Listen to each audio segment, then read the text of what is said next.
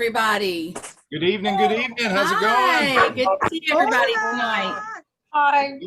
Welcome, welcome. We are in for a treat. We have got a very, very busy Zoom room tonight. Lots of RSVPs. We got lots of people coming in the waiting room.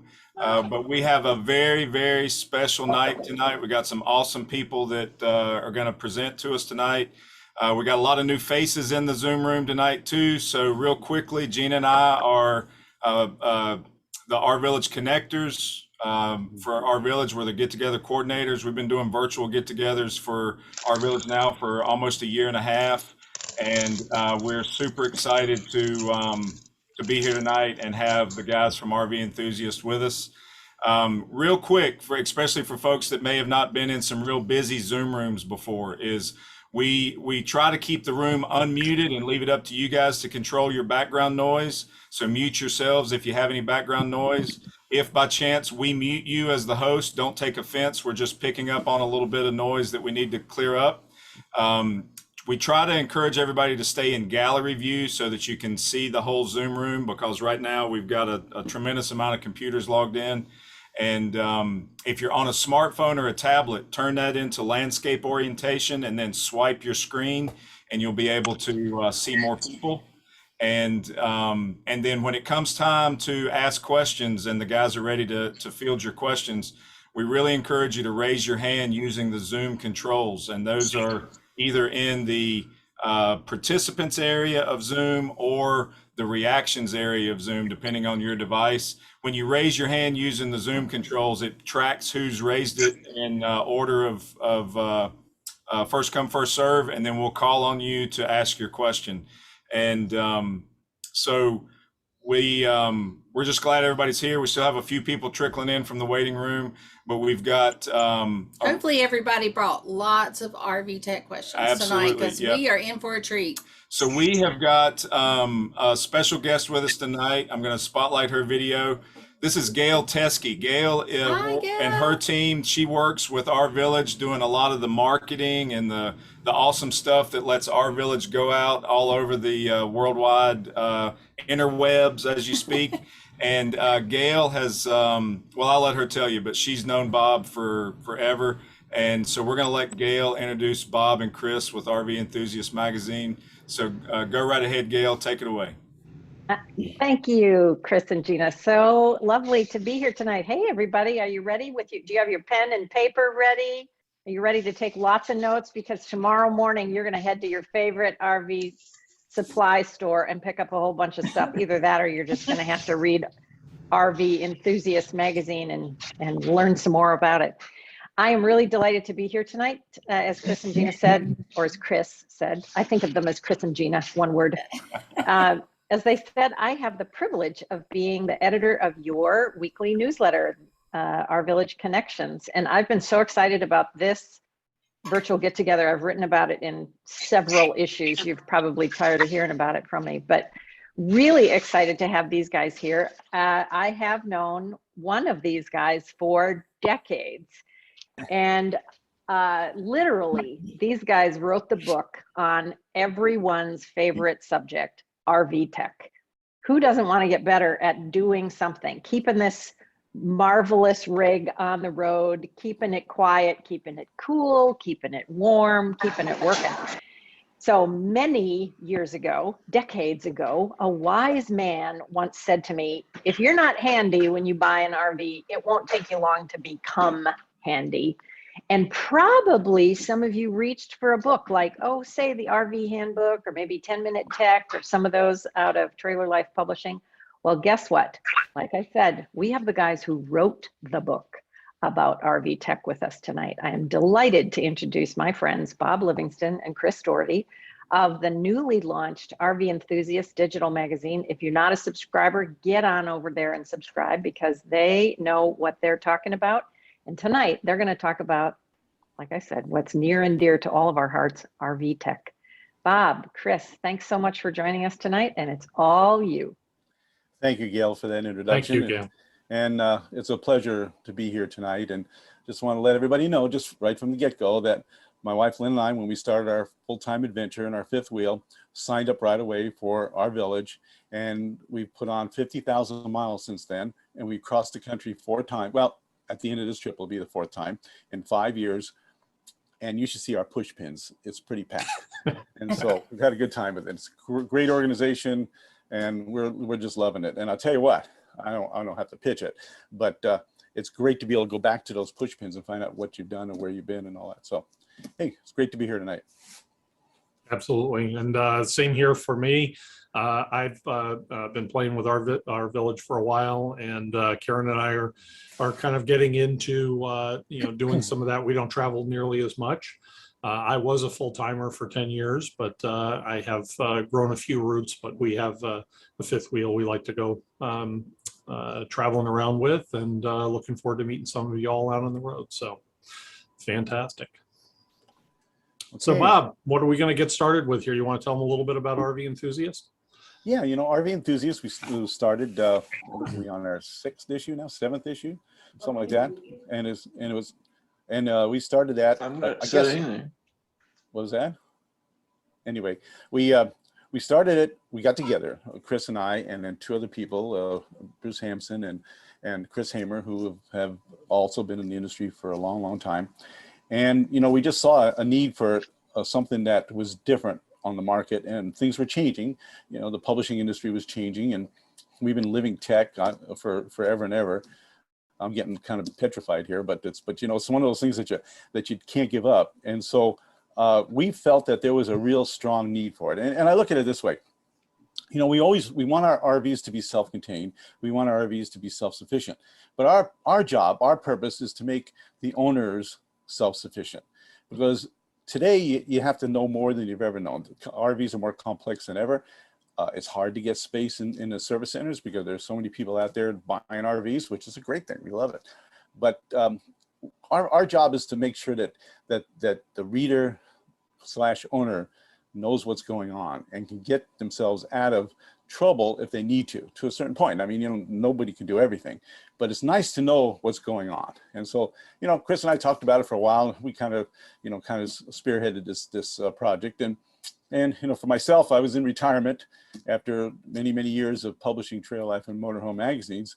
But once it's in your blood, you can't give it up. And hey, you can just spend so much time around the pool anyway. So hey, here we are.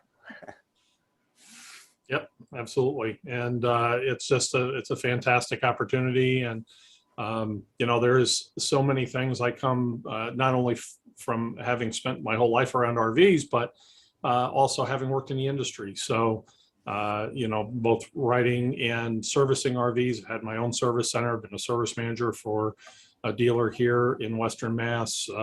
I worked with a number of people in the industry and training and that type of thing. And so one of the, safety is a big thing to me, and being able to service your own RV. And look, the fact of the matter is, it's hard to get service out there. There's a lot of improvements coming along the line, a lot more independent technicians, that type of thing. But if you can fix something and you have the resources to do it, you don't interrupt your trip, and you can just get something done and get it taken care of, and you can continue on without having the inconvenience or interruption of having to wait for service or go into a service center. So that's one of the things we want to do, is just help people enjoy the lifestyle a little bit more.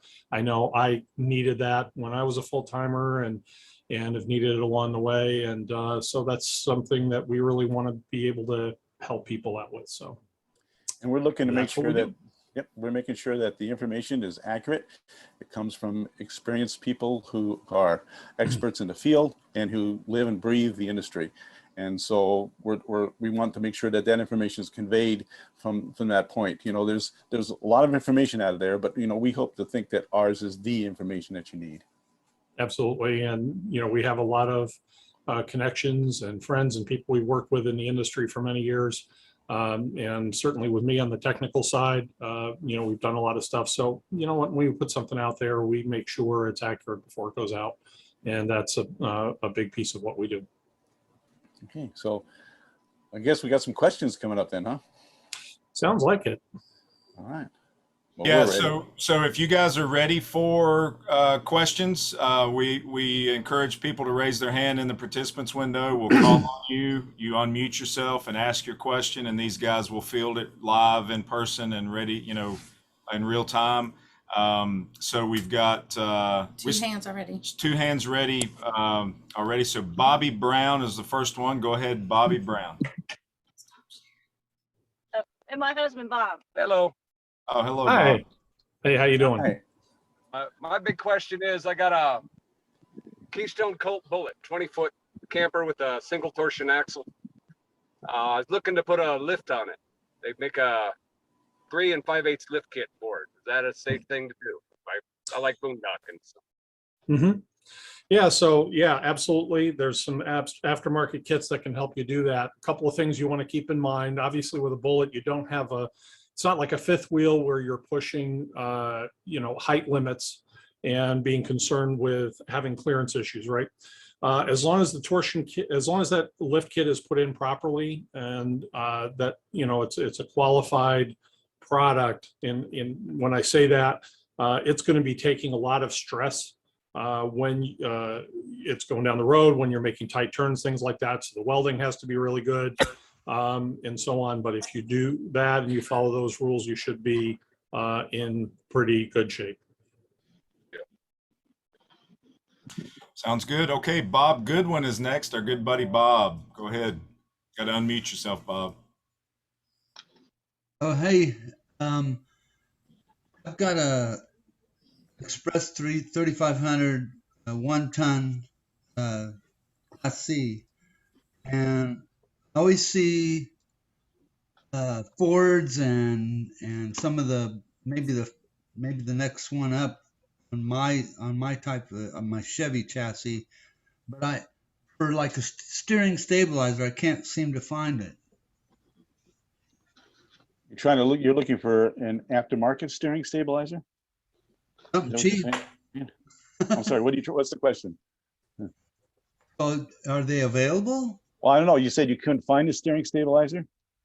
No, not that I've seen. I mean, I see all these other people in the different forums and stuff like that, but they never talk about my size chassis in a Chevy for that. I'm not sure whether or not they're using one. Do you know if they're using one, Chris? Well, there's a couple of aftermarket. I know Roadmaster makes the that. Reflex, Right. which is available. And Summit, I think Summit Racing has so there are a couple of options out there if you can get on and do a search. I don't know that we've tested something, but Bob, you just wrote an article on something that might be also good for that, right? Well, I'm not so sure because it's a class C. I just did something on a liquid spring suspension transformation on a Class A, which is for front and rear. And in that case, I believe that Class A does have a steering stabilizer is from the factory. And actually that wasn't touched from the system, believe it or not. And so, but I'm not sure whether or not the Chevy Class C chassis has that steering stabilizer or not. That's a good question. Also, I got a cabinet question. You guys into that? Hey, we'll Sure. try. What the heck? Okay. I've got my water pump for my onboard water system is underneath my bathroom sink. I know a lot of them are in different places in a rig, but there's not a lot of room. But how are those cabinets mounted? Are they mounted on floor and wall? Yeah, typically. With so with what type of fasteners or? well, I think for most of the time they're screwed in. Be, so you're trying to get the whole vanity out so you can get to the pump. Like say if I wanted to replace my water lines right there, that I would have to do that. You have to be really good by feel. I mean, I remember doing on a camper I had one time. I actually changed everything inside a compartment that was so small that you could not put your hand and your head in there at the same time to see. So I actually did the whole thing by feel. And it was interesting, but got it done. So your water pump is underneath that cabinet, under the floor of the cabinet is what you're saying? It's actually on top of the floor There's a little cubby hole that pulls out. It's like a magnet, Yeah. and it just pulls out a little panel, and there's the pumps right there, and all that stuff. But Mhm. it's pretty tight, you know. if you Yeah, want- it That's is tight, and you know, if you have to take the bottom of a cabinet off to get to something underneath, if it's the sort of thing where they need to service it, and they realize that they're going to screw it down, but on occasion, some RVs they may staple it in place, so you may need to pry that up, and you can always put it back down with screws, that type of thing. As far as removing the whole cabinet. It depends on the manufacturer. For the most part, they are screwed down in a motorhome. They're screwed down to the floor and then screwed into the wall, because the wall is a laminated wall in most motorhomes these days. So it'll have backers built into the wall that the screws can go in and bite on behind the Luan paneling. Yeah. And so you should be able to find screws on the 1x framing of the cabinets in the back, and you use a number 2 Roberts head screw gun, you know, screw bit to pull them out, and a little 12-volt screw gun. You know, some of those can be pretty long and arduous to pull out, so it's always good to have like a 12-volt screw gun, something like that. I use DeWalt, I have for years, but there's Milwaukee, there's Ryobi, there's a bunch of different brands out there that you can get to do that. And you may be doing it by feel again. Once again, right. yeah, absolutely. Yeah. Good job. Thank you, Chris and Bob. I appreciate your time. Oh, you're welcome. Have a great evening. All right. care, Bob. Joni and Greg are next. Go ahead, Greg. Okay, my question is, being a tech already, I'm having a hard time finding parts. Do you have an online parts place or somewhere where you can get like capacitors, a water pump, different individual items like that, water heater control panels? Sure, absolutely. So one, okay. One of the things that one of the things I like to talk about is RV surplus facilities, and there are a number of them around the country. There's a bunch around Elkhart. We have one here in New England that we use. And those guys will usually carry a lot of those kind of parts, and they'll have like the old control panels, things like that. You can find them online. There's Bontrager's in White Pigeon, Michigan. There's RV Surplus in Elkhart. There's Tim's RV in Irving, Mass. There's a whole bunch. So if you do a search for RV Surplus, you're going to find there's a place out in Washington, RV Parts. It's an RV parts warehouse. They actually bought all the parts from Monaco Coach back in the day when it went out of business, and they have a huge surplus out there. So I know there's a bunch around the Bend, Oregon area and out that way. So there's a number of those kind of places. And then there's other spots too. RecPro.com is one of the newer ones online that specializes in parts for people who are renovating their RV. We've recently worked with them, which is good. You know, there's a few other sources. Bob, have you got any thoughts? Well, there are surplus yards sometimes, not surplus, I'm sorry, salvage yards. Mm-hmm. Sometimes you can find parts that are totally out of stock or obsolete. You know, the other thing is you have to think about a lot of the parts that are built today are kind of almost interchangeable with the parts that from the old days, and so you might be able to retrofit this stuff. You just have to take a close look and see what the needs are. Mm-hmm. Okay, thanks a lot. Okay. All right, Terry's next. Go ahead, Terry. You got on. Excuse me, just a minute. How do you, Chris? Yes, sir. How do you raise your hand? It looks like you're on a laptop. Yes. Yep. In the participants area of the Zoom controls, if you click on that down at the bottom, there'll be a button to raise your hand there. There's also a reactions button possibly that you can click on that'll raise your hand. All right, I'll try it. All right, there you go. Terry's next. Go ahead, Terry. Okay, I've got a Power Pro Weather Pro power awning, and actually I got a picture I'd like to share. You might have to help me, Chris, on this. Okay. But one of the arms don't go in all the way. Hey, Chris is working with that right now. So Terry, you're going to share your screen? Yeah. Okay. So down at the bottom, the green button in the middle, share your screen. You on an iPad or a laptop? iPad. Yeah. Well, there it is. Okay. Done. Right there. Okay. Yeah. You hit, after you select it, you'll hit share a second time. Should be.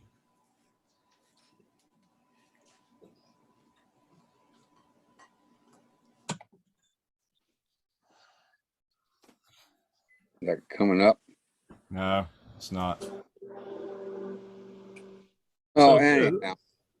So you've got a Weather Pro awning, Dometic Weather Pro. Weather Pro and awning. When I went to get this, look at this motor home, it's a Class A motor home, and Okay. the dealer that I was dealing with, he went to run the awning in, and the door got caught in the awning arm. Okay, so he said he tried doing this and tried doing that, something about the strut, but I did check the other day. I had it out and both struts are the same.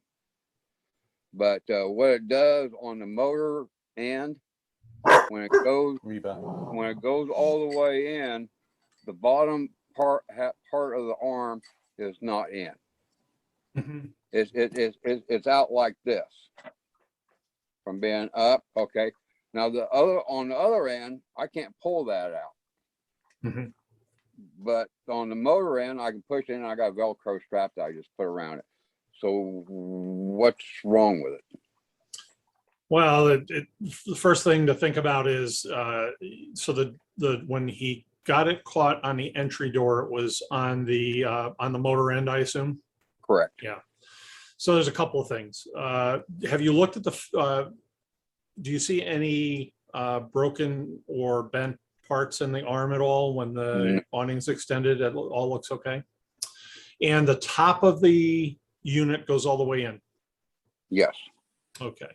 So what I would be looking at first is I'd be testing the strut and seeing if that still has, when it collapses, that it still has tension. So just like the lifting doors on the side of the RV for the compartments, those can fail. So it's possible that that got bent or stressed a little bit and then it loses its pressure inside. If take a look around it, take a look at the arm that's coming out of the piston out of it, see if there's any oil around it.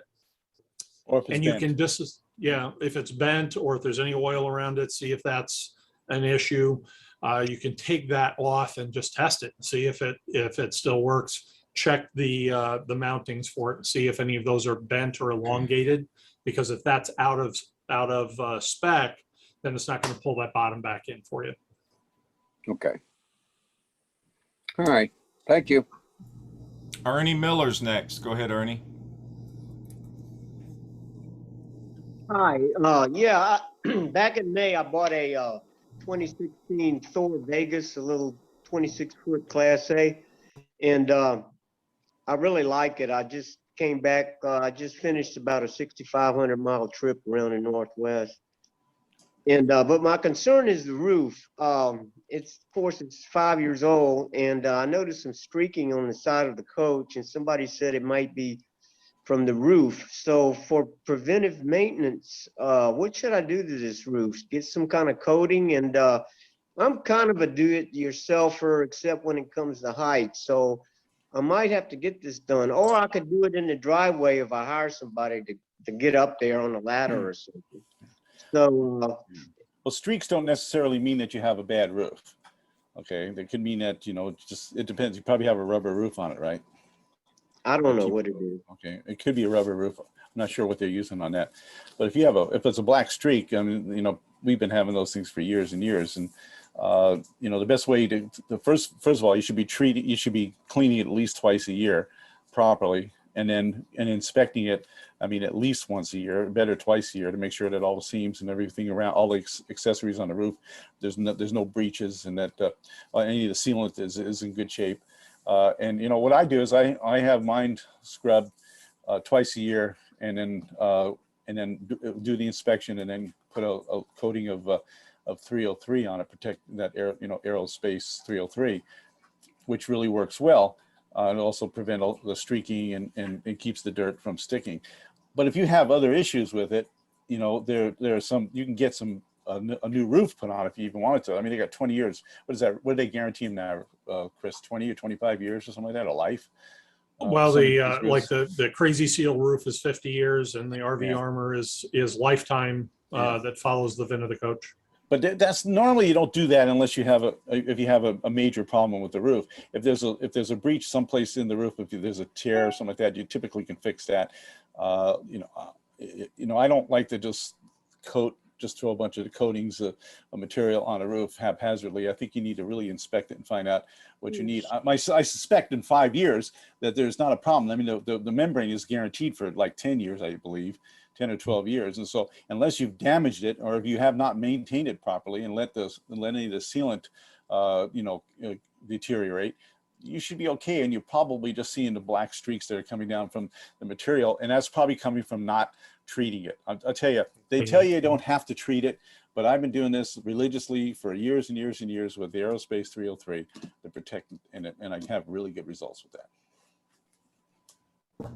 All right, good one. Kevin and Kathy are next. Go ahead. Or Kathy, it appears. Get down. No, it's going to be Kevin. Hey, sorry about that. I was going to get a beer. Oh, where's ours? Oh, yeah.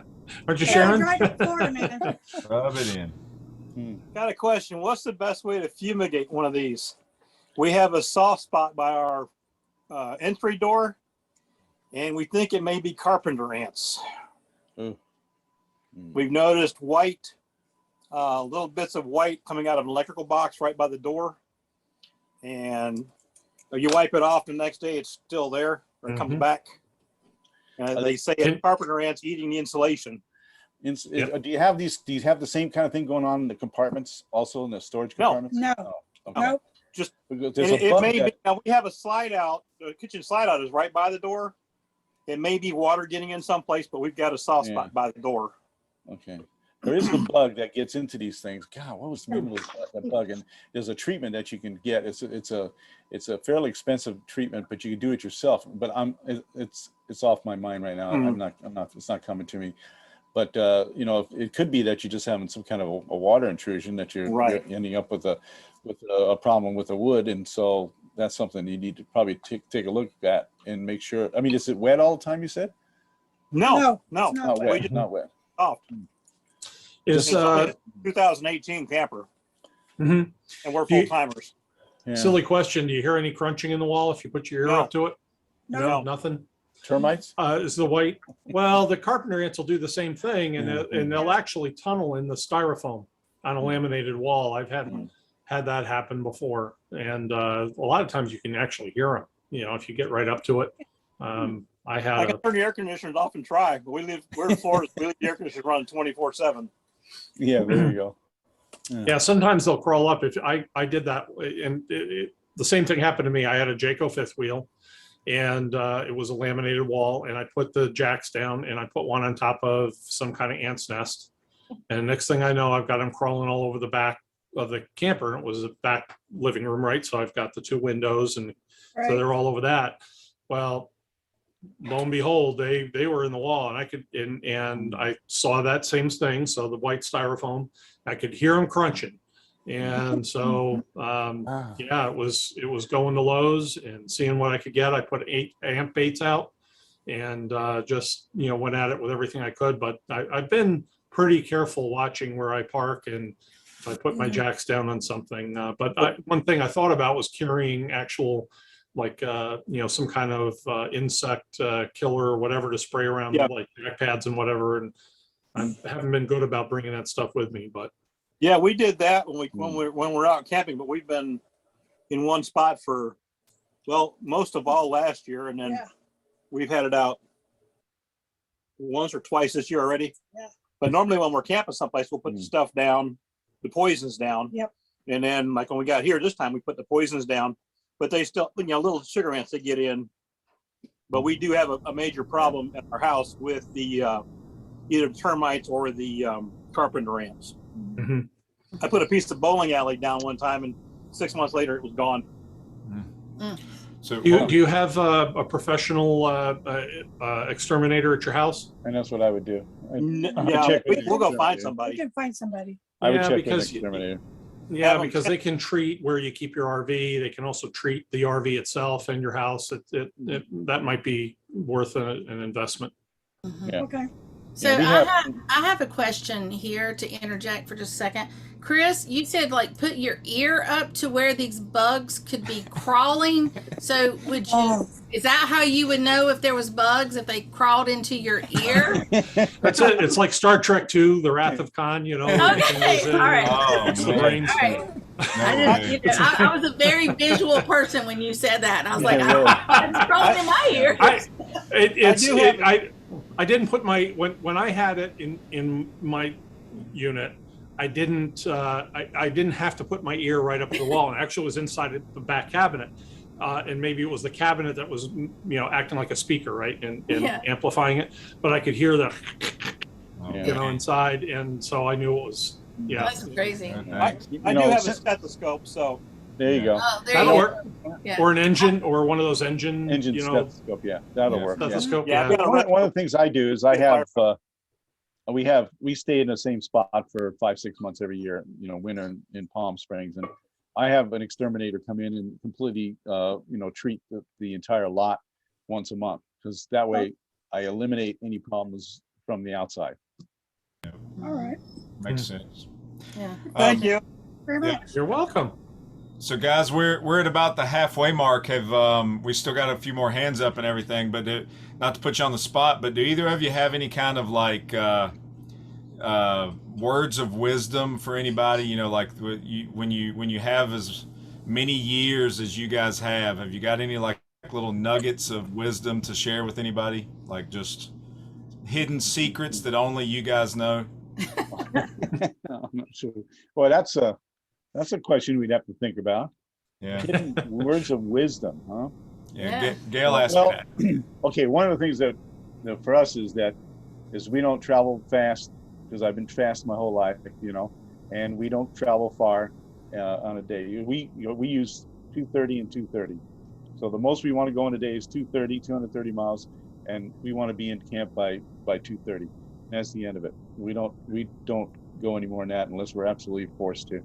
But that's not much of a technical, thing. But Bob, you once told me that one of the first things you tell a new RV owner to do is replace the plumbing in the bathroom with real plumbing. Do you still do that? I do. That was about 20 years ago. So, and by the way, when I said I asked a smart man once, this is that smart man. So yeah. No, actually right from the get-go replaced all the fixtures and all that stuff in our rig, because they work better.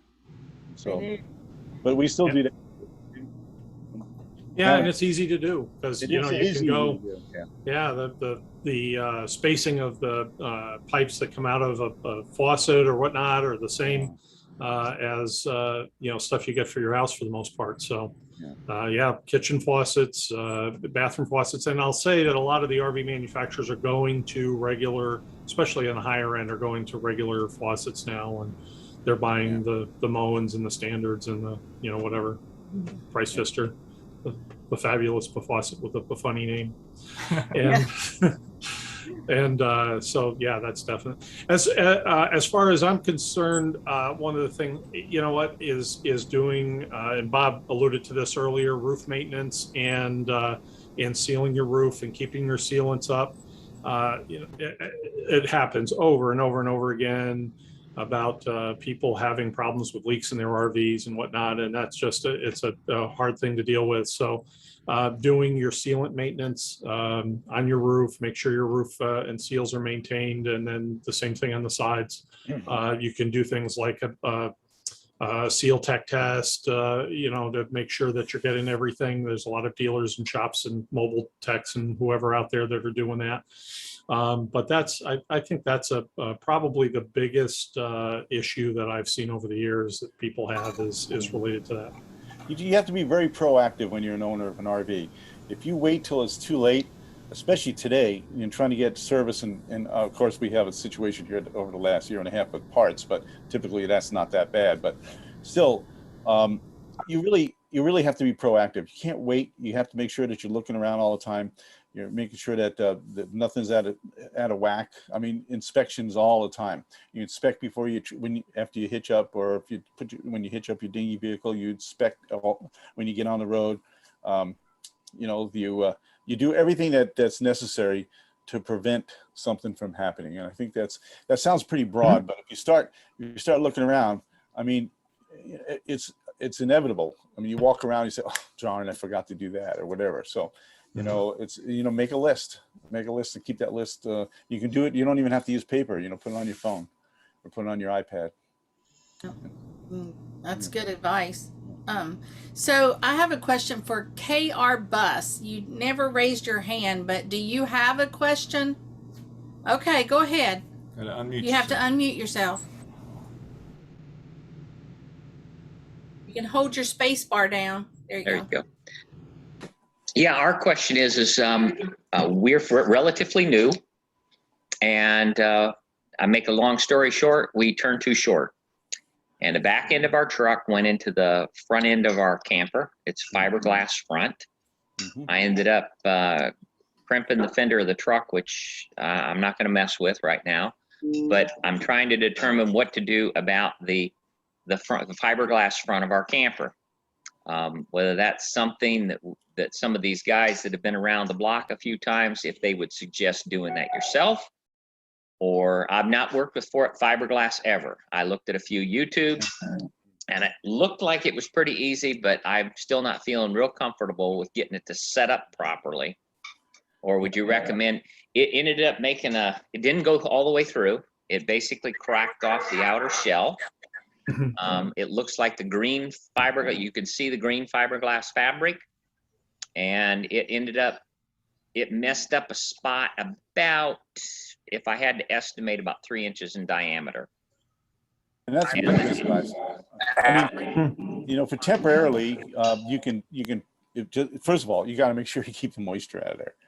Okay, no matter what, until you get it fixed. And temporarily, there's what's that stuff that they use for the gas tanks, Chris? What's that brand of sealant?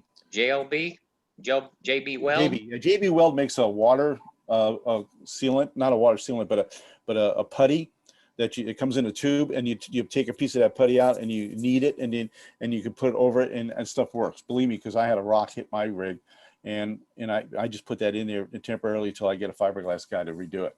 But so you'd recommend having a fiberglass? Oh, I wouldn't even think twice about that, because you know what? If you don't know how to lay up fiberglass properly, you're just going to make a mess of things. Okay. And in the case of that too, is you're going to have to spray the gel coat, and you have to color match it and that type of thing on a solid fiberglass cap. So like Bob said, keep the water out. That's important, because you don't want it getting behind more gel coat. They'll grind down the whole area where that is and then layer it back. You've got to be able to spray it in there. To make it look right. It's probably better that a body shop does it. However, a lot of body shops can do that, on the fiberglass. So if you have a favorite shop, they should, it doesn't sound like it's that bad. Well, a lot of shops, especially if they're working with, you can actually look at a boat shop too. Those guys sometimes could. The boat guys are even better at it. Sure. Yep. Or a shop that specializes in fiberglass car bodies, like a Corvette or something like that. And a lot of RV shops have them. A lot of RV shops have body shops too, so you can look at that. See if that's correct. Yeah. Okay. Okay, go ahead. I'm sorry. I just was going to say I had a separate question that had to do with the battery. I've been trying to do research, trying to figure out whether I really have a deep cycle battery in my RV, because the refrigerator is not maintaining itself well on LP gas. It will not last overnight. It's a 2020 Grand Design. And when I called the shop, they said that seems to be a problem with them. But I just didn't, what I was looking into is make sure that I've got a deep cycle battery. And how do you tell that from looking at the battery? Well, it'll probably say it on it. First, you probably have a deep cycle battery. Almost no RVs go out without a deep cycle battery unless they made a mistake. Now, if you only have one battery in there and you have a 1200 series refrigerator, which I assume is that the 4-door? Yes. Okay, so you're pulling, you're pulling quite a bit of amperage out of that thing. Not a lot, but quite a bit. And if you only have one battery, you try to run everything on it. That doesn't happen when you're plugged in. It's only when you're boondocking. No, right? works fine when we're plugged in. Right. Only So when you just don't have enough battery. I mean, if you only have one battery and it's probably a Group 27 battery, you're not going very far with that. So, and especially if the battery hasn't been conditioned properly. And I mean, that's a whole other story. But I mean, we could spend the next couple hours talking about conditioning batteries properly and the proper kind of chargers versus using a converter that comes along that's with the rig. And and I don't think you probably don't have an inverter charger because you have the RV refrigerator. So as I'm guessing, well, we actually have an inverter. Yeah. Okay. Well, but it's not an inverter charger. It's probably just an inverter. Oh. And my guess is, and so you probably don't have enough battery, or you could have a battery cable problem or something like that. But just check the voltage at the battery at the back of the refrigerator and see what you got. Okay. Let it run for a few hours or 4 or 5 hours, and then check the voltage. You'll see if it goes way down. You don't have enough battery. Right. Okay. Right. All right. Thank you. Mm-hmm.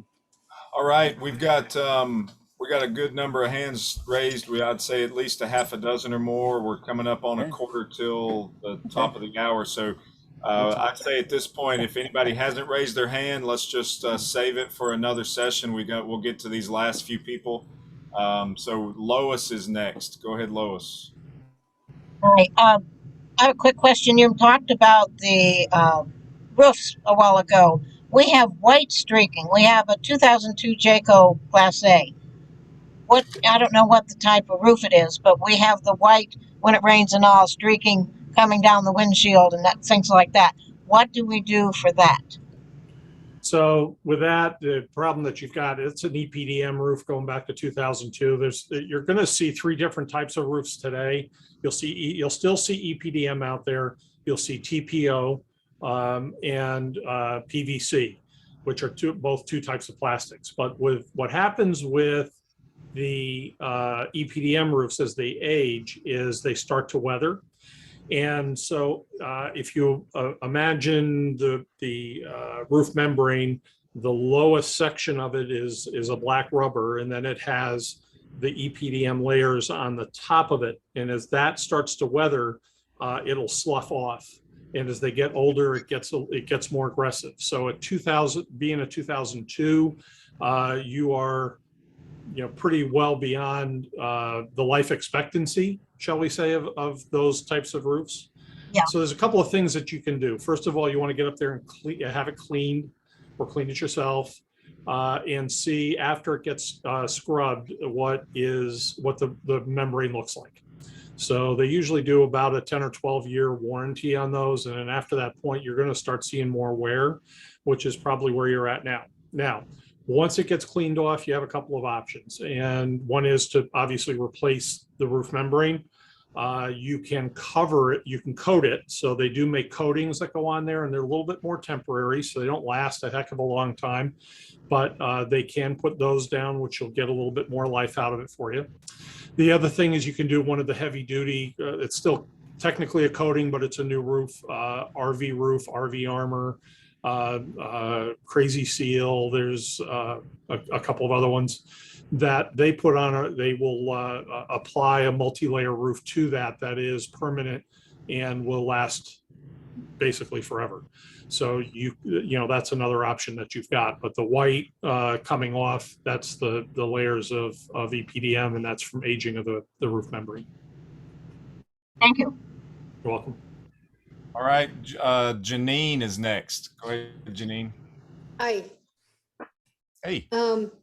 So my question has to do with, the black tank levels, like when you press the button to show your levels. And it don't work, of course. No. And it doesn't work. And we have a 2021 Rockwood roof. We've camped probably about 30 nights in it. And I will say that we've been so good about like flushing it out. Like every time we empty our black tank, we flush it to make sure there's like no poopsicles in there or anything. And just in this last camp out we were on, it's already like not showing the correct, yeah. And Yeah. I mean, is there a quick fix, or is this something that we just have?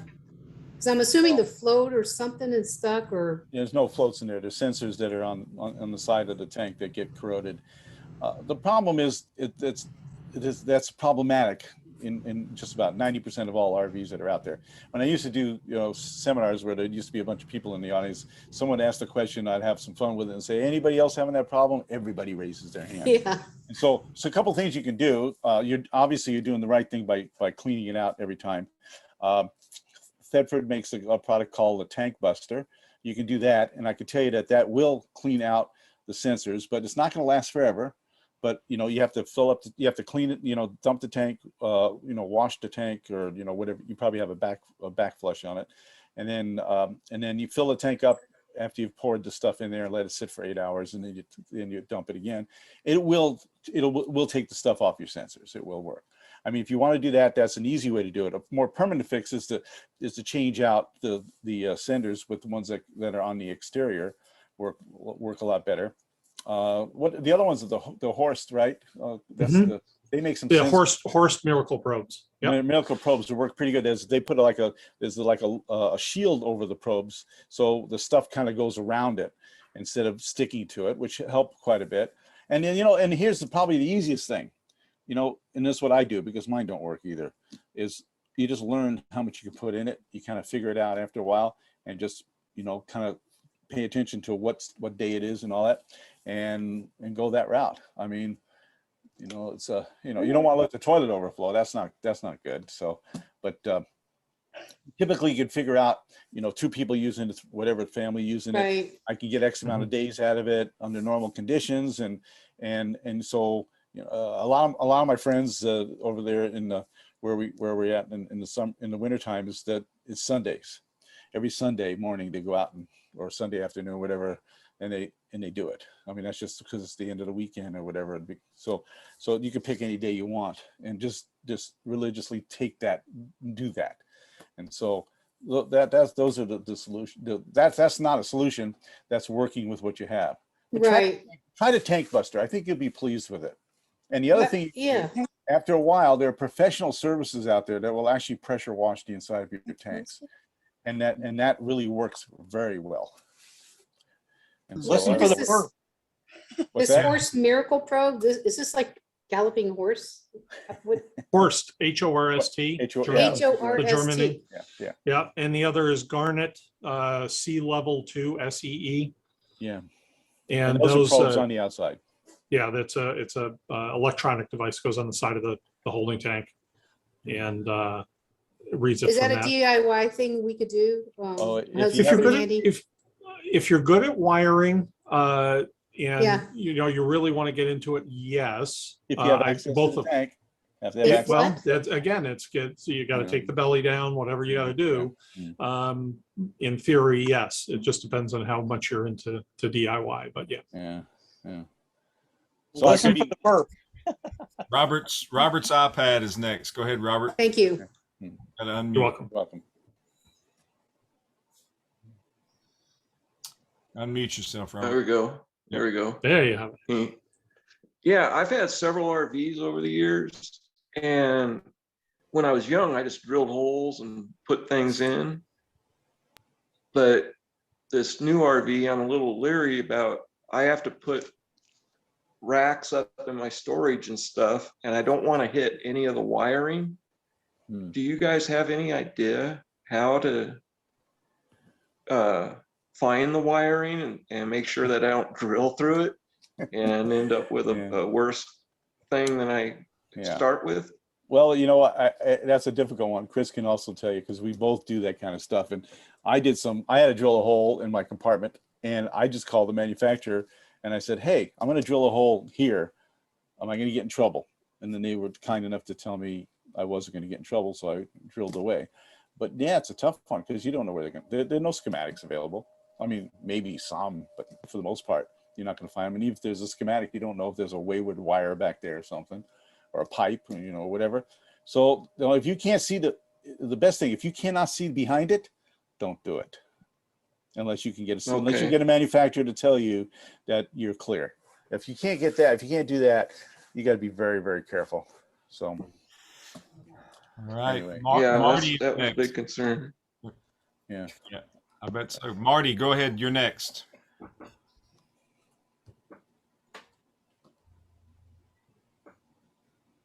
Hello, Marty. Just a minute. Where am I? There you There go. I am. There you I are. am. Well, I'll ask my most important question Okay. because I had a couple. I have a Thor Ace, 2012 Thor Ace. They told me 29.2, but it looks like I have a 29.1, whatever, floor plan. That's not the Okay. question. I think they put in an aftermarket leveler system called Bigfoot. Yeah, they're actually a system that's provided to the industry. Okay, well, Yeah. It's I actually a don't- very good system. okay, so I can't find it says hydraulic. The guy that works on it thought maybe, because I was having trouble last fall. What He is it thought on maybe it also? might be electric, and I'm looking at the label right on it. It says it's hydraulic.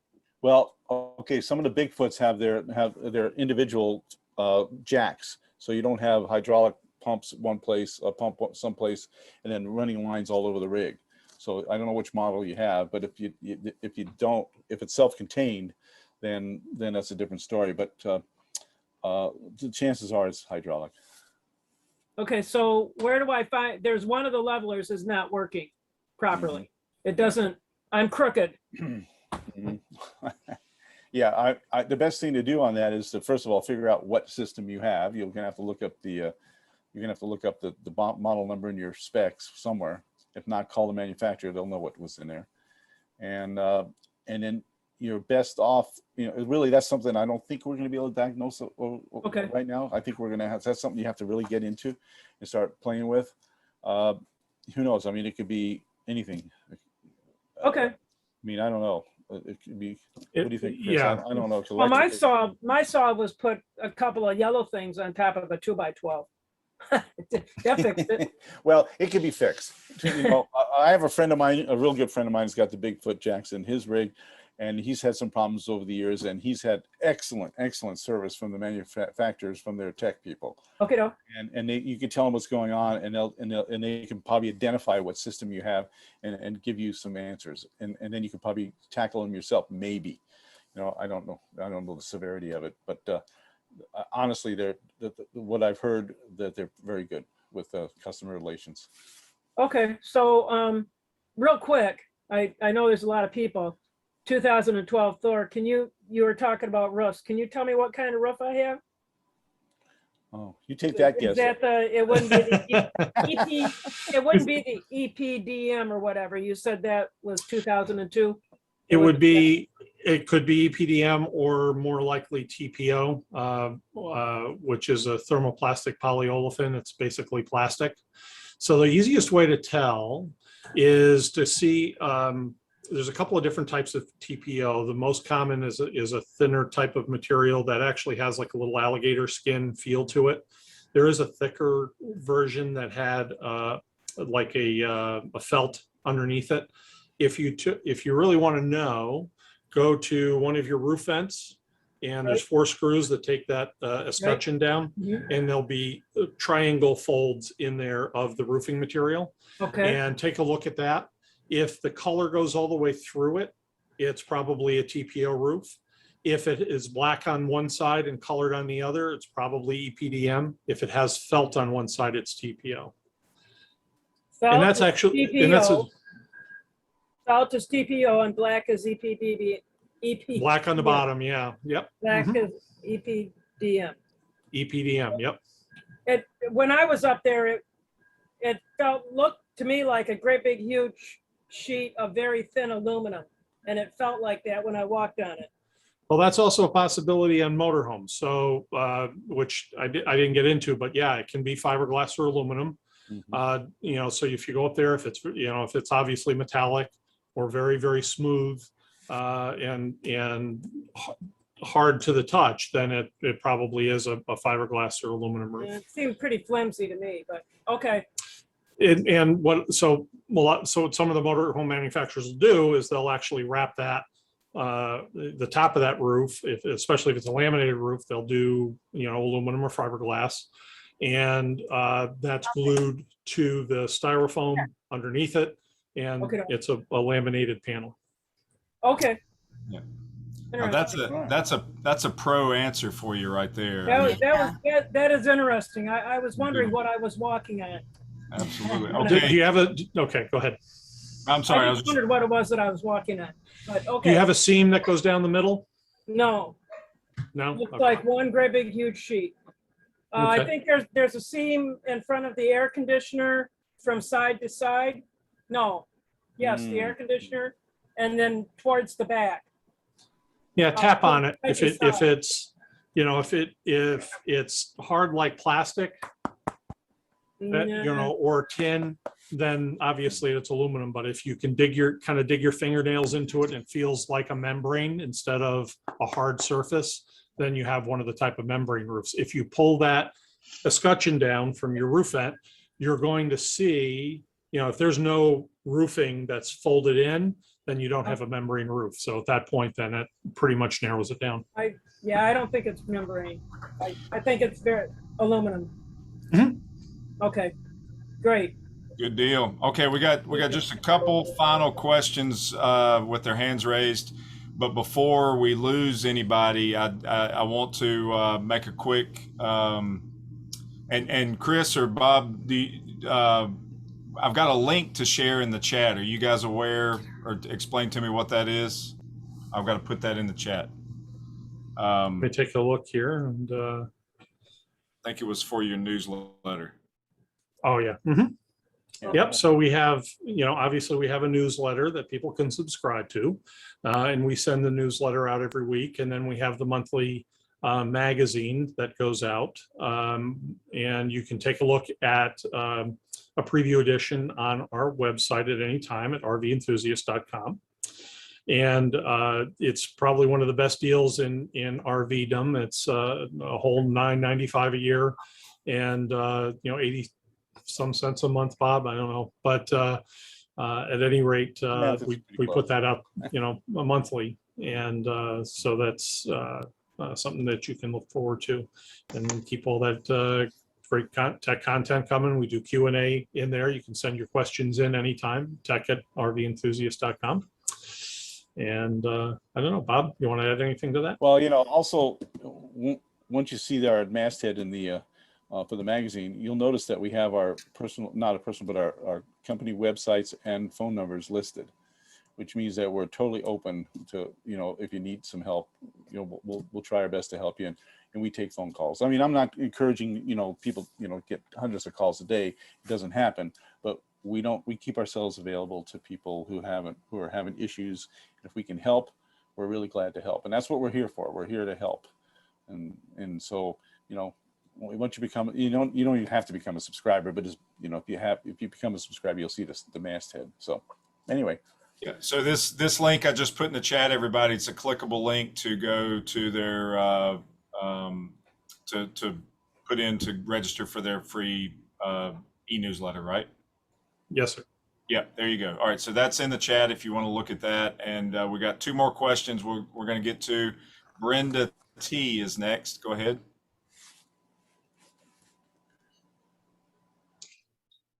So I have a question. I have a 2017 Jayco RBM 23-foot, and I'm having trouble with the hot water tank. We don't use it much. Can you hear me? Mm-hmm. Yes. Okay, we don't use it much.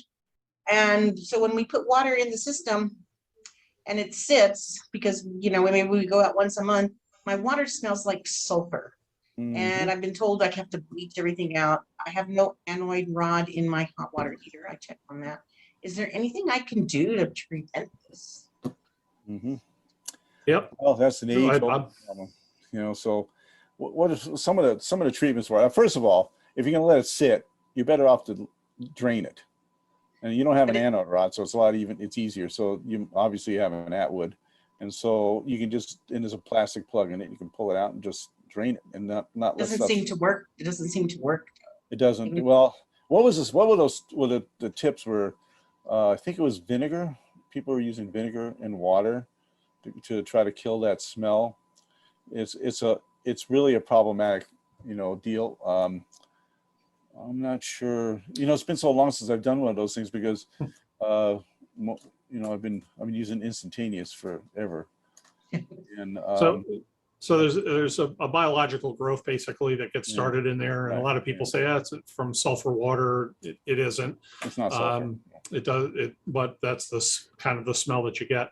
Best thing to do, that does get rid of it, is to chlorinate the system, and so we recommend that people do that in the beginning of the season, and they can do it as needed at other times of the season. And you use a hypochlorite solution of a third of a cup of chlorine bleach per 15 gallons of water in your tank. Third of a cup to 15 gallons. You put that in, fill the water tank, and then run that through your system and get until your hot water, everything else is filled with that solution. Let it sit, preferably overnight, but at least 3 hours, and then flush the system out. That will kill what's in there.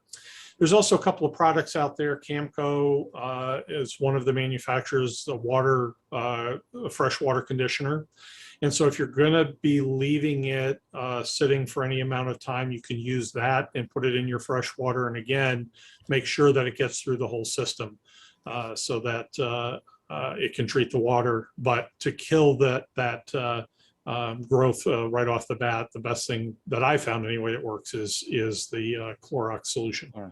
And if you don't want to go with Clorox, you can get a Purigene, which is a commercial product just like that, which is actually safer to use and handle than the bleach, although the bleach does a great job.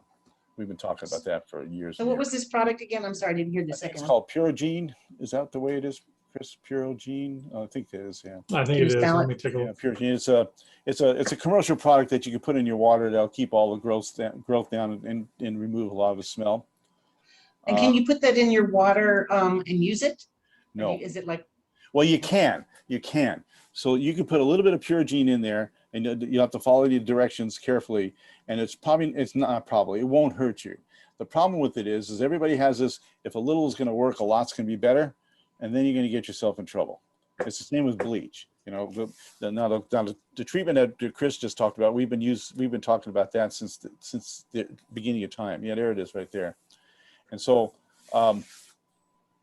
it really works in keeping the growth down inside. You should be doing it at least once, if not twice a year, to make sure that your tank is clean and keep the growth down. But it's not designed to put in there for while you're on the road using your tank. You can put a little bit in there and be okay. It's going to taste terrible, but I wouldn't do it. Just forget it. Just clean the tank. And what I usually, in the old days, what I used to do is, see, I don't do this anymore because we're using it all the time. But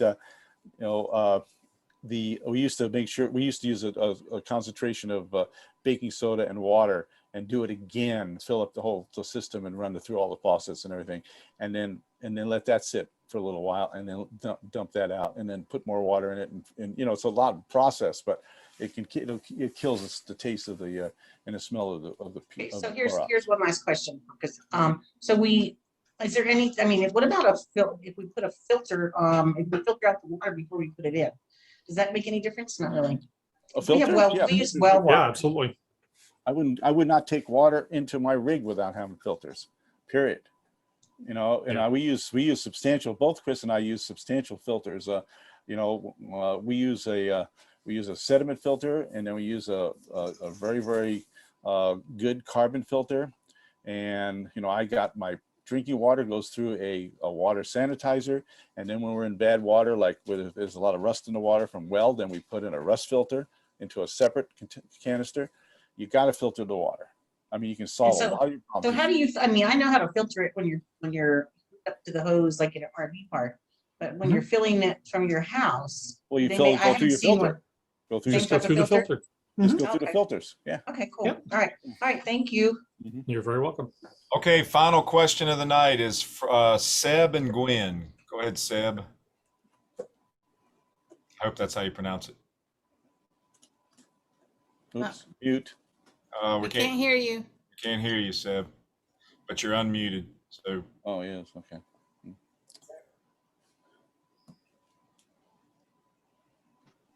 Yeah, when you turn the mic on, it works better. Usually. There you go. There you go. All right. Sorry about that. And yes, it's Seb and Gwen, French names. I wanted to bounce back on Kathy's point about the soft spot on the door. We have the same issue. We have a voltage 2017, and we had a soft spot right entry door. So we started to take a look, and we have a few questions about how to finish this, because this is where we are right now. So we started to dig. It was definitely wet. Now, the next question we have is, how do we get rid of the wood which is under the stairs without crushing everything? How can we unmount all these things? And then what kind of product would you recommend to stop the issue on the wood which we do not remove, and how to refill this kind of hole that we have here? And now, did you determine that's been done by water, or was that from bugs?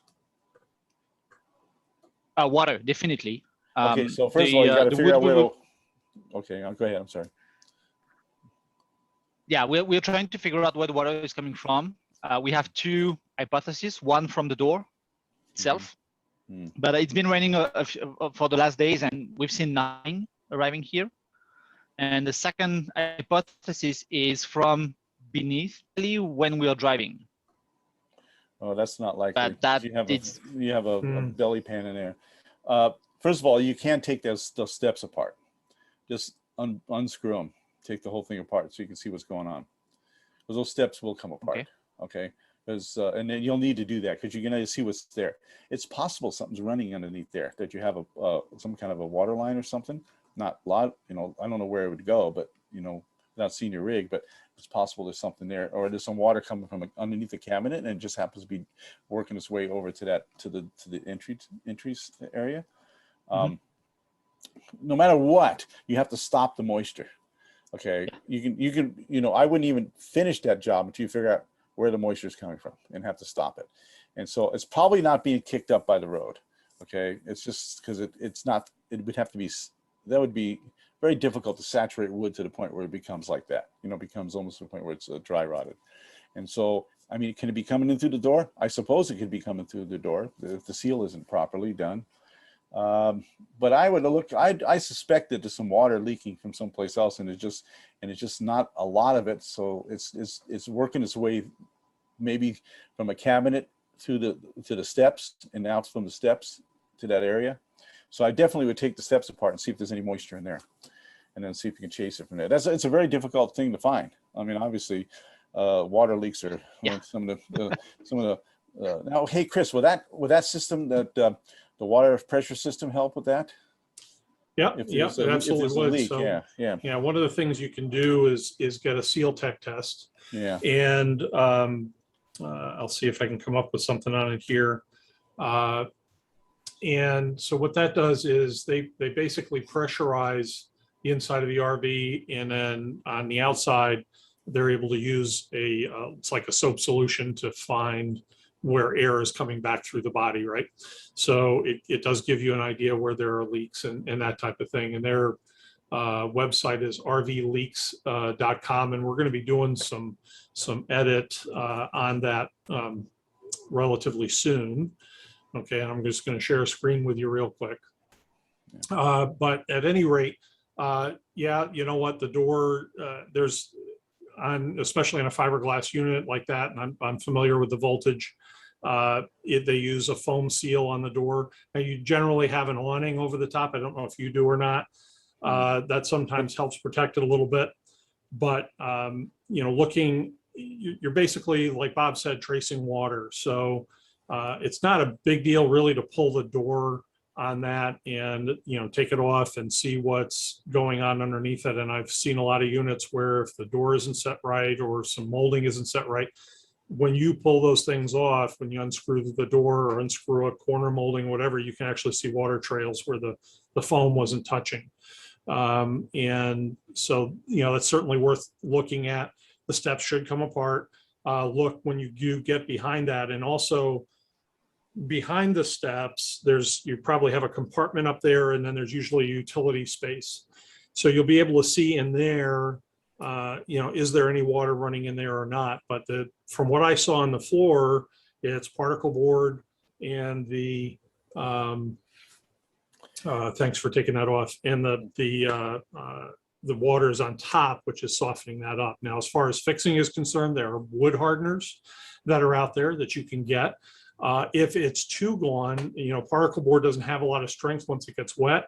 You can cut it out and replace it with another piece of wood. If you get it to a point where it's hardened and it's dried, cover it with a floor leveler, so you can get that at your home center, and level the floor, once you've solved the leaking problem, and then you can put new flooring down, which I've seen you've pulled up some of the boards of that. Yeah. And Keystone should be able to, or Dutchman should be able to tell you where to get what floor exactly that is, so you can get replacement pieces.